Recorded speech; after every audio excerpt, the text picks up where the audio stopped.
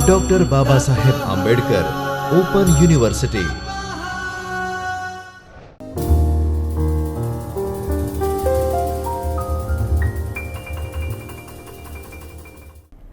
नमस्कार विद्यार्थी मित्रों, प्रथम वर्ष बीए में हिंदी मुख्य अथवा गौण विषय के रूप में लेकर पढ़ने वाले विद्यार्थियों के लिए आज हम द्वितीय प्रश्न पत्र हिंदी कविताएं के प्रथम खंड हिंदी काव्य परिचय से आदि और मध्यकालीन कविता इस इकाई 4 के भक्तिकालीन कविता के ज्ञानाश्रयी निर्गुण शाखा में कबीर के दोहे ये पुनः लेकर के उपस्थित हुए हैं। पिछले पाठ में हमने कबीर दास जी के विषय में थोड़ा सा जाना और फिर उनके कुछ एक दोहों का पाठ किया, उनका अर्थ समझा। उसी पाठ के का विस्तार करते हुए आज हम कबीर दास जी के कुछ और दोहे पढ़ेंगे और उनका अर्थ समझने का प्रयत्न करेंगे। पिछले पाठ से हम थोड़ा सा याद कर लें। कबीर दास जी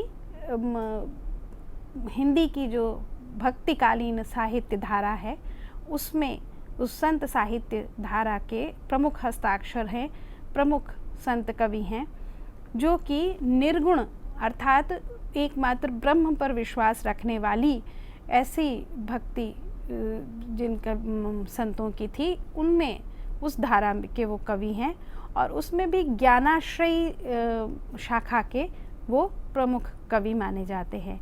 ज्ञानाश्रयी का अर्थ है कि ईश्वर को ज्ञान के द्वारा प्राप्त करना, ज्ञान हो तो ईश्वर मिलेगा। ये कबीर जी की मात्र सोच नहीं है, ये जो पारंपरिक रूप से वेद के समय से चली आ रही जो परंपरा भारतीय दर्शन की थी उसमें ये मानते थे। भारतीय षट दर्शन में ये माना गया जानना ही मोक्ष प्राप्त करना है। सभी संत कवि लगभग इस बात को मानते हैं कि ईश्वर को अच्छी तरह से जान लेना ही प्राप्त करना है, उनको उनका उन जैसा हो जाना है। और ये लेकिन उसके रास्ते अलग अलग पकड़े हैं। कबीर दास जी शुद्ध ज्ञान को माने जानने को, अधिक से अधिक जानने को वो ईश्वर प्राप्ति का मार्ग मानते हैं। इस तरह की ज्ञानाश्रयी निर्गुण शाखा जिसमें कि उन्होंने भगवान को किसी स्वरूप के रूप में नहीं पूजा, एक निराकार ब्रह्म के रूप में उन्होंने ध्यान किया उस परम सत्ता का और उस तक पहुंचने का प्रयत्न किया। कबीरदास के दोहे उनकी कबीरदास की जो वाणी है वो बीजक में संकलित है। उसके 3 मुख्य विभाग माने जाते हैं, रामायणी, सबद और साखी। साखी में ऐसे तथ्यों को उन्होंने माने उनकी जिन वाणी में, जिन पदों में, जिन दोहों में जीवन के सत्यों का उद्घाटन हुआ है, सामाजिक आचार व्यवहार के सत्यों का उद्घाटन हुआ है, उनको रखा गया है। स्वानुभूत सत्य ही साखी का प्रमुख विषय है और उसमें उनके बिल्कुल सरल भाषा में, आम बोलचाल की भाषा में, जो उनके समय की भाषा थी उस भाषा में उन्होंने बड़े बड़े सत्यों को रखा है सरल ढंग से समझाते हुए। उसकी कुछ वानगी हमने पिछले पाठ में देखी थी, आज हम उसके आगे चलेंगे। बहुत प्रसिद्ध दोहा है कबीरदास जी का, गुरु गोविंद दोऊ खड़े काके लागू पाए, बलिहारी गुरु आपनु गोविंद दियो बताए। मेरा पढ़ना और आप जो लिखा हुआ अपने स्क्रीन पर देख रहे हैं उसमें थोड़ा अंतर आता होगा। कारण है कि स्क्रीन पर जो लिखा हुआ है वो किसी सामान्यतया इंटरनेट से लिया गया है और मैं जो बता रही हूँ वो मैंने अपनी गुरु परंपरा से जो सीखा और पढ़ा है वो बता रही हूँ। तो इसमें लेकिन आप चिंतित होने की आवश्यकता नहीं है। इन दोनों में थोड़ा सा जो भी अंतर आता है वो पाठ अंतर सब जगह मिलेगा, आप अगर कबीर के दोहों का 4 पाठ देखेंगे इंटरनेट पर अलग और पुस्तकों में अलग, तो आपको अलग अलग पाठ मिलेंगे। तो उससे कोई घबराने की आवश्यकता नहीं है, सभी पाठ ठीक हैं और जहाँ पर जो मिले मुख्य अर्थ वही होना चाहिए दोहे का, तो उससे आप समझ सकते हैं। तो गुरु गोविंद दोऊ खड़े, दोनों गुरु और गोविंद अगर सामने आ जाएं, ईश्वर और गुरु दोनों सामने आ जाएं, तो व्यक्ति किसके पहले पाँव लगे, किसको पहले प्रणाम करे, ये समस्या है। काके लागू पाए, किसके पैर पड़ूं, किसको प्रणाम पहले करूं। बलिहारी गुरु अपने, गुरु जो है वो सर्वश्रेष्ठ है, गोविंद यो बताए। गोविंद ने स्वयं, ईश्वर स्वयं ये कहता है कि गुरु जो है वो सर्वश्रेष्ठ है। क्यों? क्योंकि ईश्वर से मिलाने वाला भी गुरु है।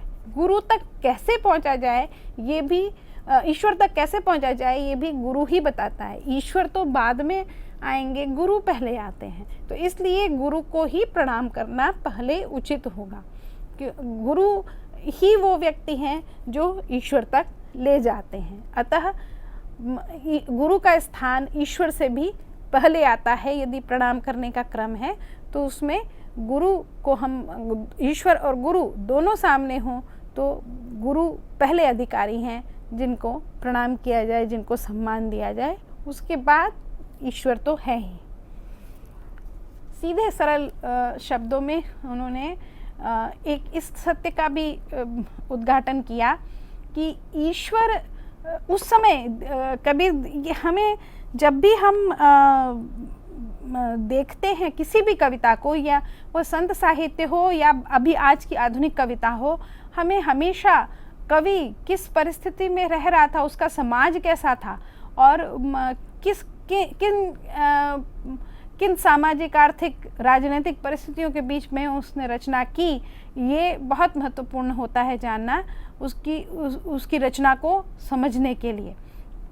कबीर की रचना को भी समझने के लिए ये बात ध्यान रखिएगा कि उस समय जब कबीर हुए थे तो उसमें सगुण भक्ति, या सगुण भक्ति नहीं कहना चाहिए, कि बाह्याचार का, विभिन्न धर्मों में जो आडंबर थे उनका बहुत बोलबाला हो गया था, बहुत ज़्यादा बढ़ गए थे। मतलब कि धर्म, वास्तविक धार्मिक बातें कम, लेकिन धर्म का दिखावे के लिए जो चीज़ें होती हैं, जो रीति रिवाज, जो बाह्याचार करने होते हैं, वो महत्वपूर्ण हो गए थे। और मन में पवित्रता है या नहीं है, लेकिन शरीर की पवित्रता होनी चाहिए। छुआछूत करते थे और उसके कारण शोषण, उसके चलते शोषण होता था। माने ये सारे जो धर्म के में सात्विकता और ईश्वर से नज़दीकी से अधिक ऐसे तमाम आचार उपस्थित हो गए थे, ऐसे तमाम कर्मकांड आ गए थे जो कि ईश्वर की वास्तविक संकल्पना से दूर करके और शोषण का हथियार बन जाते थे। बिना पढ़ी लिखी जो मासूम जनता होती थी, जो ऐसा जन जिसको विशेष नहीं ज्ञान है, उनको कुछ मंदिर मठों के मठाधीश जो है धर्म का डर दिखा करके और उनका शोषण करने लग गए थे। कबीरदास जी ने इसको पहचाना और इसके वो खिलाफ गए और ये बताने की कोशिश की कि ईश्वर को पाना सबके लिए संभव है और उसका मार्ग बहुत सीधा और सरल है। उसके लिए कोई विशिष्ट रीति करने की आवश्यकता नहीं है। बिना विशिष्ट रीति के, बिना विशिष्ट सामग्री के, बिना किसी बाहरी दिखावे के, सिर्फ चिंतन मनन से, सिर्फ अंतःकरण को शुद्ध करके ईश्वर को पाया जा सकता है। और इसमें उन्होंने ये अवश्य माना कि जब आरंभ होता है तो जब व्यक्ति ईश्वर की खोज में चलता है तो उसको मार्ग पता नहीं होता है कि किस में जाना है। तो अच्छा गुरु का होना बहुत आवश्यक है। अगर गुरु अच्छा है तो वो शिष्य को सद्मार्ग पर ले जाएगा। और ईश्वर तक पहुंचा सकेगा। तो इसीलिए उन्होंने, और ईश्वर स्वयं नहीं आ सकते हैं बताने के लिए कुछ भी, भले ही ईश्वर तक पहुंचना है और भले ही वो ये मानते थे कि मंदिर में स्थापित मूर्ति में ईश्वर नहीं है जितना कि वास्तविक जीते जागते लोगों में ईश्वर है, लेकिन फिर भी उस ईश्वर को पहचानना, उस ईश्वर का से लगाव रख पाना, उस ईश्वर का साक्षात्कार कर पाना, ये सबके लिए संभव नहीं था। उसका रास्ता गुरु से ही होकर के जाता था। इसलिए उन्होंने गुरु की महत्ता स्थापित की कि ऐसा ना हो कि गुरु को भी एक साधारण मनुष्य समझ करके और उसकी भी अवहेलना की जाए, बल्कि उन्होंने इस दोहे के माध्यम से ये बताया कि गुरु की महिमा स्वयं ईश्वर भी अधिक मानते हैं, क्योंकि ईश्वर तक पहुंचाने वाला भी गुरु ही होता है।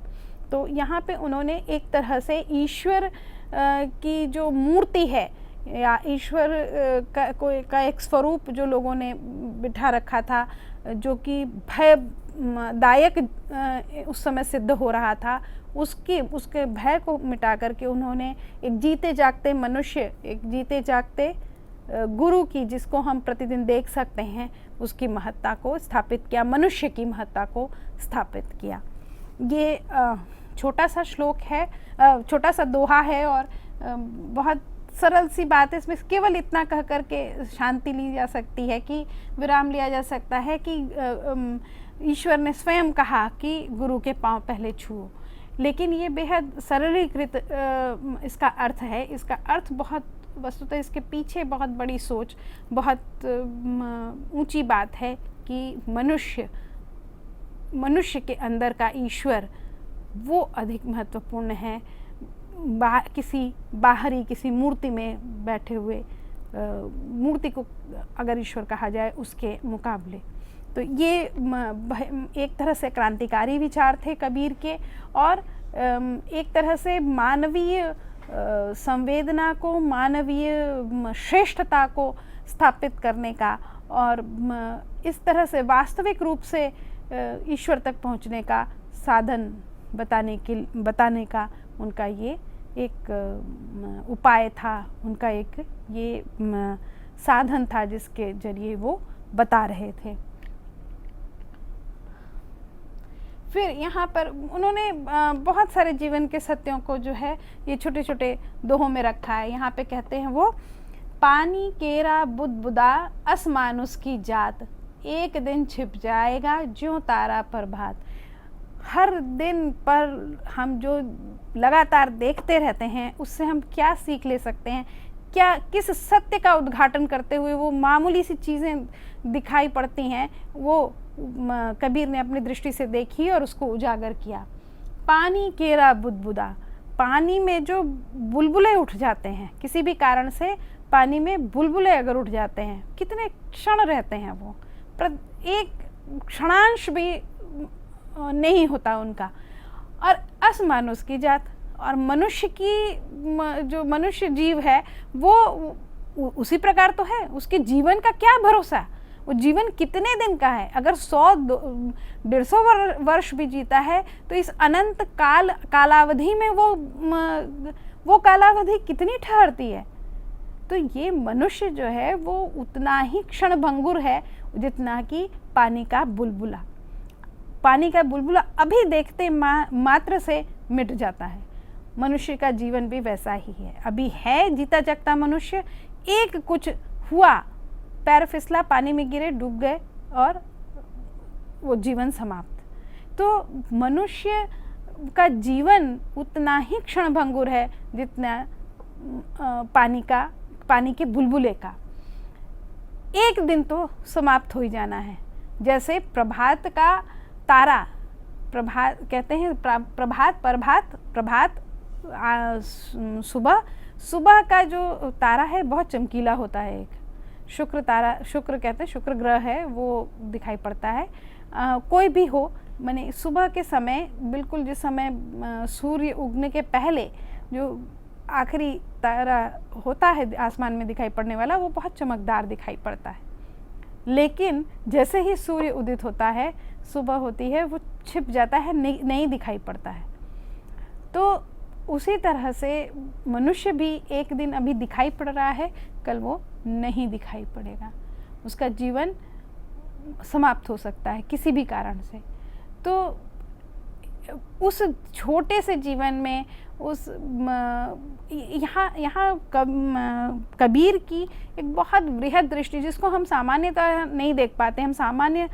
हम जो जीवन जीते हैं उसमें हम स्वयं को और अपने चारों ओर की जो चीज़ें हैं, सारी दुनिया, सारा ब्रह्मांड हमारे लिए वही होता है, उससे ज़्यादा हम कुछ नहीं सोच पाते हैं। लेकिन जरा हम अपनी दृष्टि को फैलाएं और बृहद करके देखें तो ये सारा संपूर्ण ब्रह्मांड कितना बड़ा है, उसमें हमारी गैलेक्सी आकाशगंगा ही कितनी छोटी है। वैसी कहते हैं, वैज्ञानिक भी कहते हैं कि वैसी पता नहीं कितनी गैलेक्सीज, कितनी आकाशगंगाएं इस ब्रह्मांड में होंगी। उसमें एक छोटा सा तारा है। उस विशाल संदर्भ में देखें तो हमारा सूर्य इतना बड़ा होते हुए भी एक छोटा सा तारा है, जिसके चारों ओर ये कुछ ग्रह चक्कर लगा रहे हैं। और आपने अगर थोड़ा सा भी विज्ञान पढ़ा है तो आप अच्छी तरह से जानते होंगे कि पृथ्वी बहुत सारे ग्रहों से बहुत छोटी है। उस छोटे से पृथ्वी के छोटे से दिन और रात, और उसमें इतने दिनों का मेरा जीवन, इतने वर्षों का मेरा जीवन, इस बात का उसमें मनुष्य की वास्तविक हैसियत क्या है? उस ब्रह्मांड के संदर्भ में हम देखें तो मनुष्य और मनुष्य का जीवन क्या है? उसी प्रकार जैसे हमारे लिए पानी के बुलबुले का। इतने बड़े सत्य को उन्होंने इतने सरल शब्दों में कबीरदास जी ने यहाँ पे बताया। और इस जो इतना क्षणभंगुर थोड़ा सा जो समय है मनुष्य जीवन का, उसको किन कामों में हम व्यतीत कर रहे हैं? क्या कोई सार्थक सचमुच कुछ कर पा रहे हैं, या लड़ाई झगड़े, ईर्ष्या, मद, इसमें ही व्यतीत कर रहे हैं? और उसका क्या अर्थ है, और वो कहाँ जाएगा, क्या करना है? तो ये सारी बातों की सोच इस एक छोटे से दोहे से निकलते हैं। पानी केरा बुदबुदा, जैसे पानी का बुलबुला, उसी प्रकार मनुष्य का जीवन है, मनुष्य की जात है। और एक दिन वैसे ही छिप जाएगा, जैसे प्रभात का तारा अभी दिखाई पड़ता है, सुबह का तारा अभी दिखाई पड़ता है, और जरा सा सूर्य की रोशनी आई नहीं कि तुरंत छुप जाता है।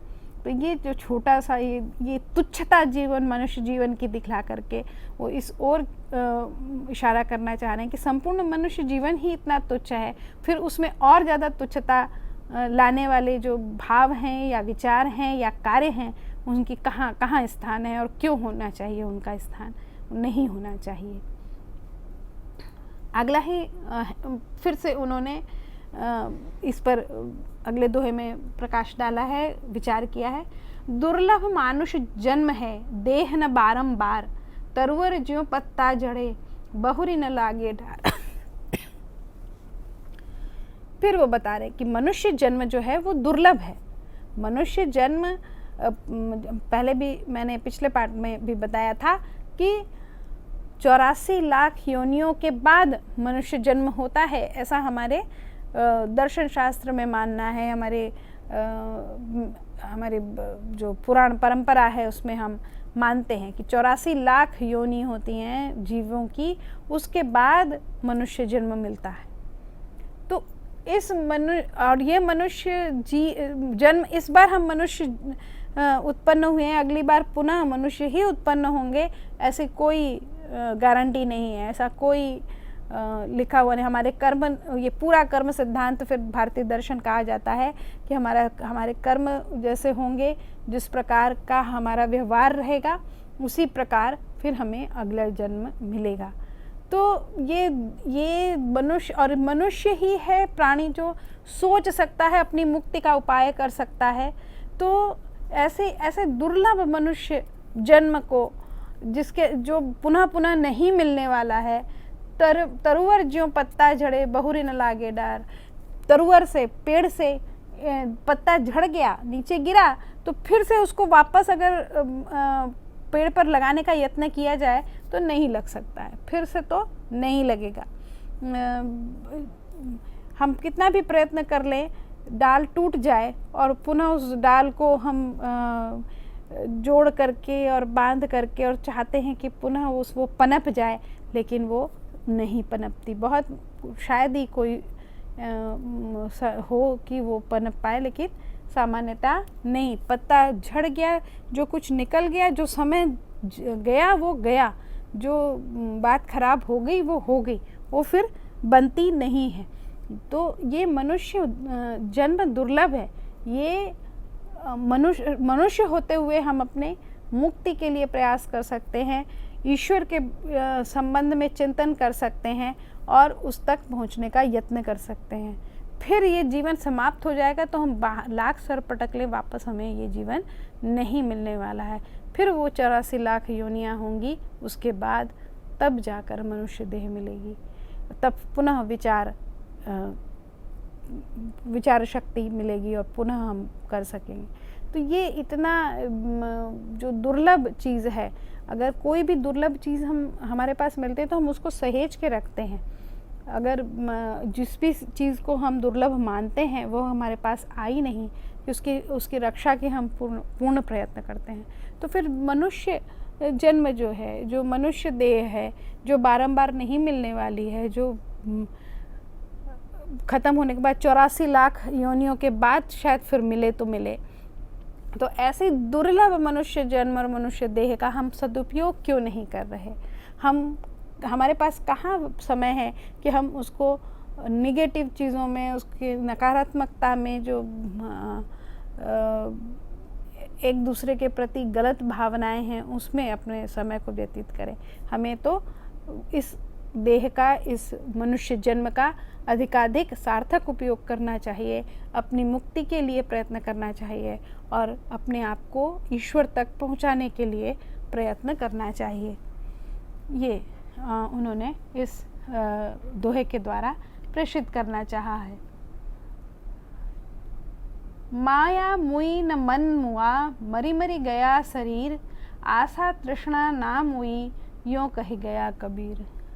ये फिर वो जो हमारे जीवन की जो नकारात्मकता है, या जिन चीज़ों से नकारात्मकता उत्पन्न होती है, उनके निरासन का, उनको निकालने का, उनके प्रति सावधान करते हुए वो कह रहे हैं, माया मुई न मन मुआ।